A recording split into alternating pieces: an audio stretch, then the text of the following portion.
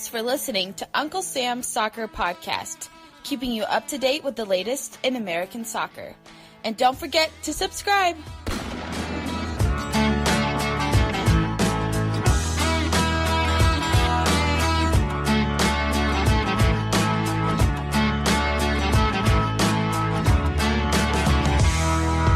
Hello everyone, welcome to Uncle Sam's Soccer Podcast. My name is Steven Jodarand. Joining me as always is Jake Wetruba and Ummm Kafai. And on today's episode, we look back at the U.S.'s 1-0 win over Curaçao. Listeners, if you haven't done so, hit that subscribe button, leave us a 5-star review, and follow us at Uncle Sam's Soccer Pod. Now, Armand, Jake, this is Tuesday. We have a massive game today, USA versus England. Listeners, we did do some previewing of that match. Go back and listen to Monday's episode. Talk a lot about England, USA. Armand, are you more excited for this match than you were for the France-USA last Friday? Yes, and you can actually figure out why I am on the pod.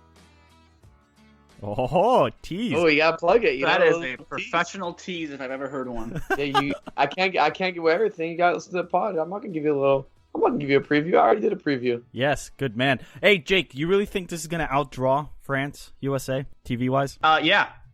If not, it'll come pretty damn close, I think. Yeah, it'll be interesting. 4th of July is 2 days away. But, listeners, let's get to Sunday night's match. And honestly, where the hell are we even supposed to begin? Where are we supposed to begin with this match? Reading from Jeff Carlisle's piece on ESPN.com, Dateline Philadelphia. Just over a minute into second half stoppage time, the U.S. was clinging to a 1-0 lead in its Gold Cup quarterfinal against Curaçao. And U.S. manager Greg Berhalter opted to make his second substitution of the night and bring on defender Omar Gonzalez for midfielder Paul Arriola. Logically, the substitution made sense. Gonzalez's aerial ability would helped see the game out. It paid off as the U.S. ultimately prevailed, but emotionally, the effect was different. The move encapsulated a night that was utterly underwhelming. In this match, the U.S. wasn't facing one of the region's heavyweights, it was facing Curaçao, whose national team was only formed in 2011 after the dissolution of the Netherlands Antilles, and its roster graced with veterans of the Dutch League. Sure, Curaçao has been the tournament surprise package by reaching the knockout stages of the Gold Cup for the first time in its history, but it was still ranked 79th by FIFA and considered one of the minnows. Wow, guys. It looks like people are starting to be really confused, baffled, and outright offended by the lackluster performances of this U.S. team. Yeah, so, Steven, before we jump into, what we thought of the match, let's talk about basically what happened. We saw Weston McKennie goal in the 25th minute, and then it kind of went downhill from there. U.S. only had 48% possession, 52% to Curaçao, 10 shots versus 15, and you know what? It was not an inspiring performance by the U.S. men's national team, but I just want to take us back to when we recorded a little preview episode, and I said, hey, don't overlook Curaçao. They're actually not that bad. You guys talked about a layup. They bricked that layup, I guess, if that was a layup. I mean, yikes. I don't want to tell you guys. You guys are in take jail. Take jail. Yeah, no, we're not. Jake, we're not in take jail. Have you ever seen that replay of that Steph Curry layup where he goes and he slips? No, that's what this feels like. Honestly, you should do. Honestly, I feel like you should compare it to a Nick Young gif. That one too. This should have been a layup. This is more about the U.S. just laying a turd on the field on Sunday night. That's all this is. That's what this was. You can't sit here and tell you, well, Curaçao is just this great footballing power in CONCACAF. But no one's saying that. No one's saying that. Whoa. Yeah, somebody, Berhalter commented on Curaçao. In fact, here's the question and Berhalter's response opening his press conference. Why did a starting 11 that was playing together for the third time seem to have so much trouble making the runs you want, sort of being active, being in sync? Why did tonight look like the first time they'd played together and not the third? I think, first of all, congratulations to Curaçao. I think we should talk about that. I think they played an excellent game. You see they have clear ideas in their build-up. Their goalie's excellent with his feet. And to me, it's a great story. A really small country like that being able to come to this tournament and play the football that they play was great. Having said that, what I'd say from our group is, we had the opportunity early to put a couple goals in, and we didn't do that. And we kept them hanging around. And then they were very compact. And for us, it was about moving them out of position. Their midfielders were man-to-man against Weston and Christian. And our job was to move them out of position to now find Jossie or find one of our wingers in the pocket. And especially in the first half, there were times when that came off and it was okay, and then just times where there wasn't enough movement to execute that. What a total sidestep of that question. For real. Oh. It was. What are you doing? I was shocked. What is he doing there? What are you doing, Greg Berhalter? Come out and say it that your team sucked. Because that was what? Let me ask you guys this: was that worse than the performances leading up to the Gold Cup and those friendly losses against Venezuela and Jamaica? No. No, but so. No, not even. They got the win, so there's that. That's the one positive on all this. But they didn't look good. They didn't look good at all. And to sit here and let a country like Curaçao dictate play for a majority of that match is embarrassing for the U.S. men's national team. I agree, Jake. 100% agree. I think it was. It didn't make sense. And Steven, you can pull up these clips right now of Berhalter talking about why he allowed it to seed pressure. But he talked about it in two separate instances in the press conference. And what he said, it didn't really make sense. It was almost contradictory what he was saying. And to me, Steven, if you want to play the clips right now. Here it is. Greg Berhalter on the decision of not pressing. Was the plan to concede a bit more possession in the second half, or was that kind of just game flow? And we weren't going to press the goalie. You saw in the first half at times the goalie didn't want to play the ball forward, so we were happy not to fall into the trap of trying to press him. We thought it would cost us more energy than it was worth, and so we dropped off and mostly didn't press their goalkeeper. The interesting thing about this game, and when you look at both in Copa America and Gold Cup, right? You look at these quarterfinal matches; they're all tight matches. I think you guys wanted us to go out here and beat them 5-0, but we knew it was going to be a difficult game. And you look at all the quarterfinals so far in this tournament and Copa America; they're all tough games. These guys, they know there's no tomorrow if they lose. In this game, when we had the lead, we have to make a decision how do we want to approach the rest of this game. And we felt that when the goalie had the ball, if he didn't want to play forward, we're winning the game. So we'll let him sit on the ball. Look, combine that with another quote he had earlier in the press conference where they talked about the synergy between Pulisic and McKennie just not being good because of the pressing and the inability to press. Guys, my biggest problem from this and my biggest takeaway from this is I think Berhalter thinks he's the smartest guy in the room. And in reality, he isn't. He's trying these concepts that the U.S. players just can't do. I don't think they planned on ceding possession like that. I think what happened was he realized his team isn't good enough to press and do these things in the way he wants them to. So he was like, okay, I guess we have to go back to what we revert to doing and just do what we're good at, absorb pressure, and try to hit teams on the counter with our pace on the wings. I think that's what it's really saying, to be honest with you. I think there's a huge problem in that Greg wants to do things that this pool just can't do. And this is terrible because it shows, I think he just thinks it's too smart. I think he tries to make it too cute. I bet you if you give it to a guy potentially like a Jurgen or a Bob Bradley, hell, even a Bruce Arena, they can get you a win in a 3-0 or 4-0 fashion. I think Berhalter overthought this, and I think that's why you saw this result play out as it did. Yeah, that's an interesting note there, Armani, thinking that he is too smart for everybody. And Jake, Armand's telling us the players now suck. He's not wrong. The players let's face it, there's not much talent on this team. But on the flip side of that, see, I disagree. I'm sorry. I simply cannot buy that notion. I Which just one? can't. The talent comment. Well, a good national team coach. Let's think about it, guys. He can't buy players. Okay, but he can't, screw, but here's the thing. Here's the issue. Here's the issue why it was a lay. Strengths. This is a question we threw out in January on whether or not Greg Berhalter was going to eventually cave and put a system around the talent that is the U.S., or is he going to be stubborn and he's going to hold his system and bench and just mold these players and maybe even force them, having to put all his might to force them to play the style he wants to in his system. But I do not buy this notion that the Americans are not talented. Weston McKennie, where does he play? Schalke, Christian Pulisic, where does he play? Chelsea, Okay, where's Zach Steffen playing? Dusseldorf on loan. Dusseldorf.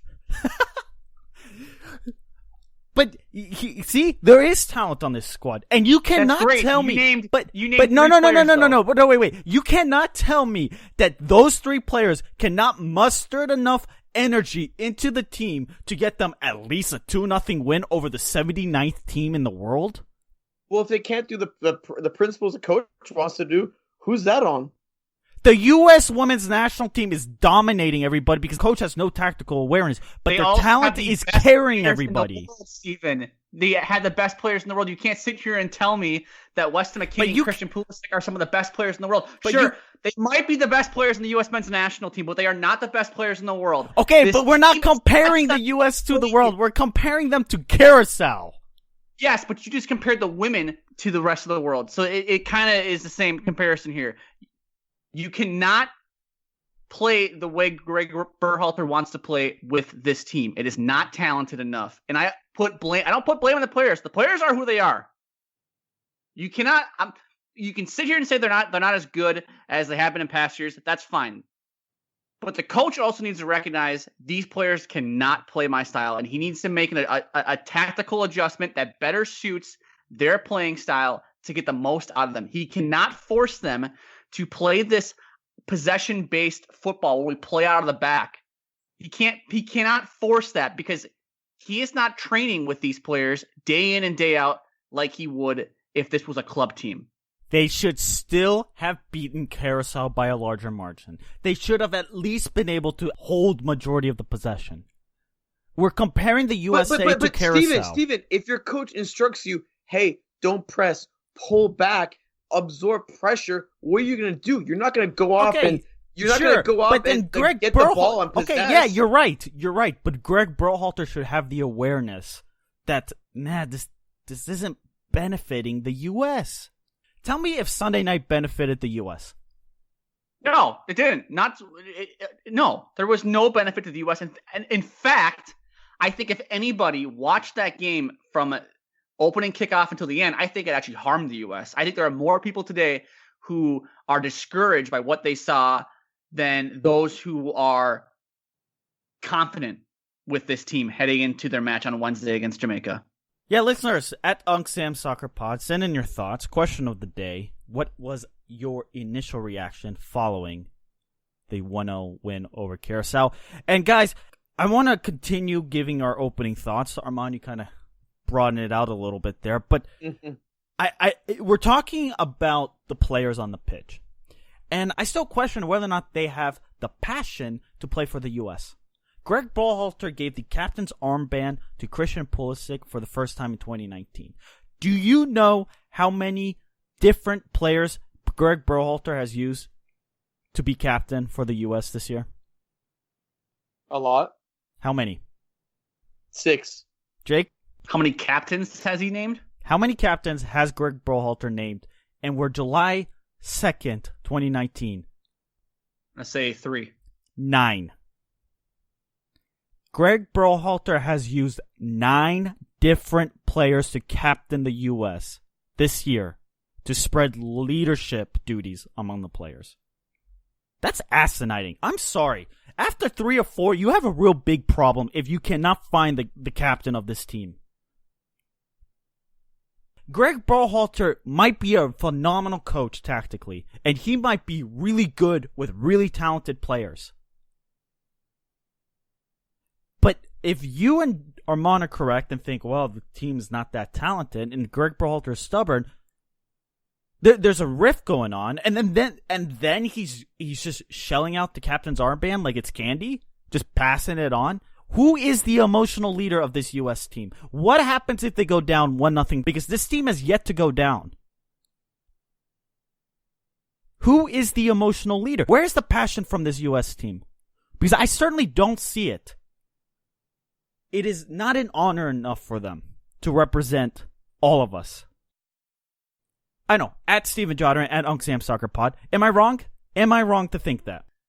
I don't know if passion is their... I don't know. It's weird. They're weird to watch. They're weird to watch. There's definitely a rift there, though, between the players and the coach. And I don't think Berhalter's the right man for this job. I'm going to flat out say it. I've kind of been saying it for the last couple of weeks, but everything I've seen since he's taken over, I just don't believe he's cut out for this. But I don't think the players are buying in. I don't, like you said, they're not passionate. And when I listen to his press conference, he's very cerebral. He's very soft spoken. You know, he just does this, and Curaçao was really good. And if I was a player, and granted, I don't know what Berhalter's like behind closed doors, but just hearing that, I wouldn't be able to get up for a match. I get in my face, challenge me, push me. Don't be this almost like Zen master type thing where you're gonna, work your magic on me by using your words, softly speaking to me. I don't know. I just think, and I think I wrote this down as the biggest problem. Steven talks about pride. Like I said before, I think he just thinks he's the smartest guy in the room. He honestly couldn't comprehend. I don't think he could comprehend. In the presser, if you listen, he's like, we won. We played a way that would help us win this game. He's like, he said, you guys expect us to beat them 5-0, and we didn't. Look, it's not.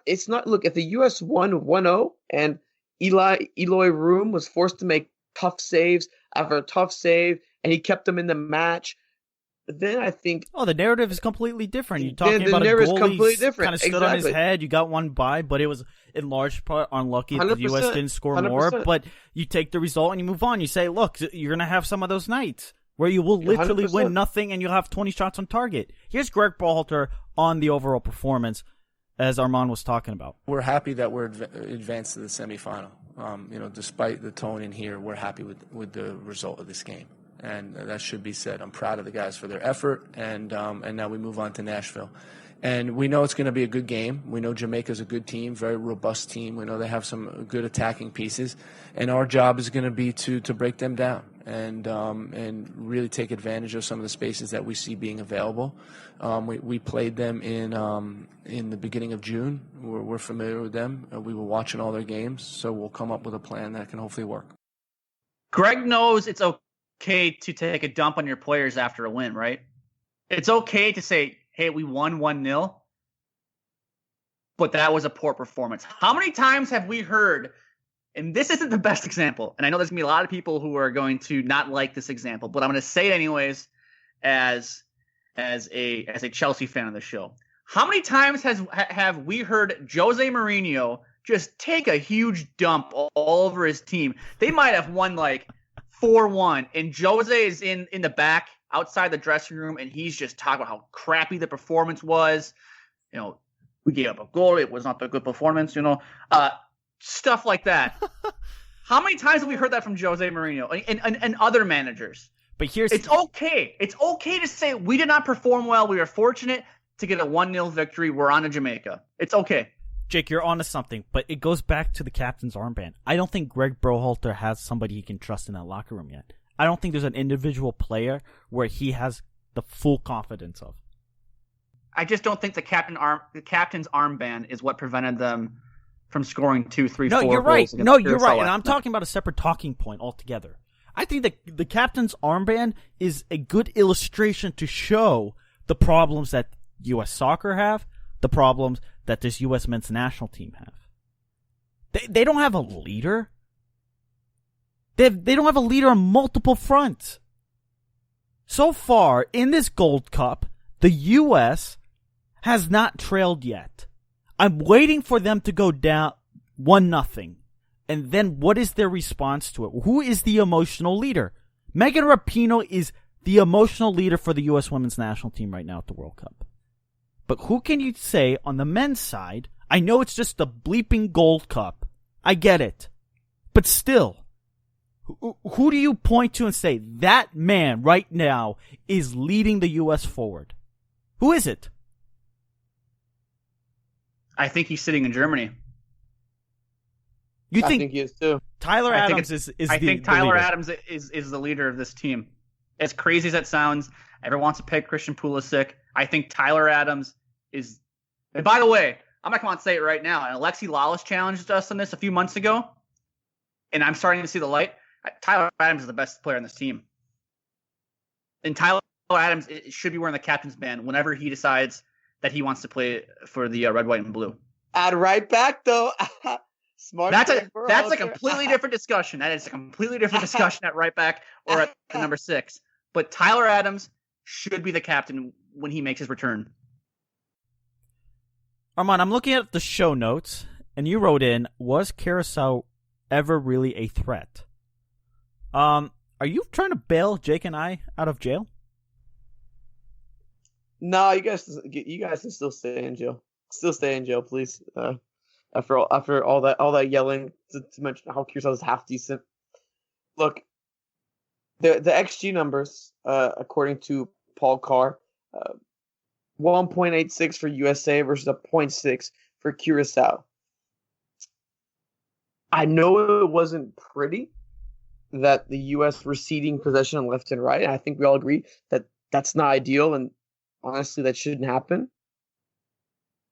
But the only real shot that really was a concern in my eyes, and I think the XG stats show it as well, was that shot from Bakuna, that late save that Zach Steffen had to make. I think it was the only shot that really posed a true threat.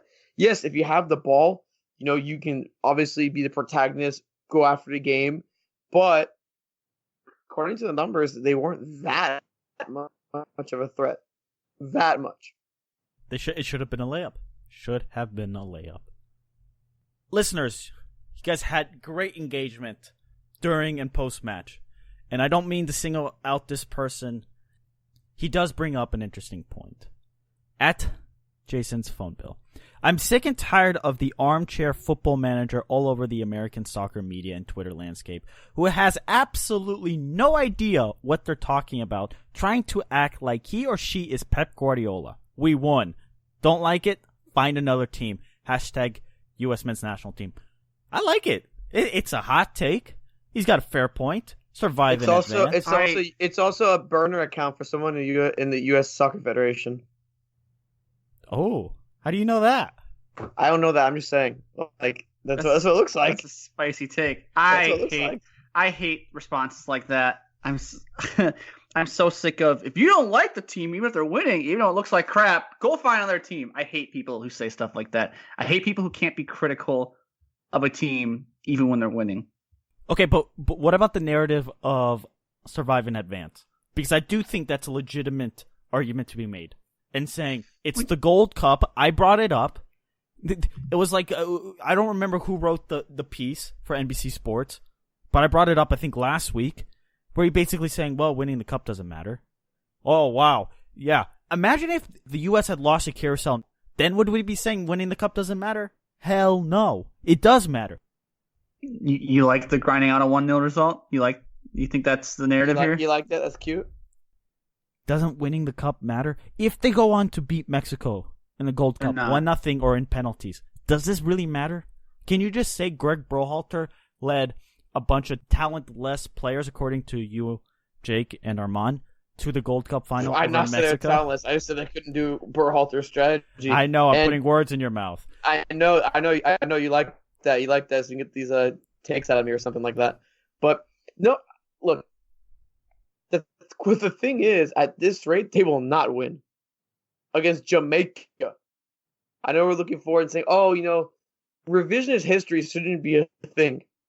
The fact the fact is, this match against Curaçao, who I even said they shouldn't overlook, it's still disappointing because of the way they played. Look, so you can say survive and advance all you want, but survive and advance in the Gold Cup won't get you anywhere remotely close to winning a knockout stage game. Who cares? This Gold Cup is so far from an actual World Cup match.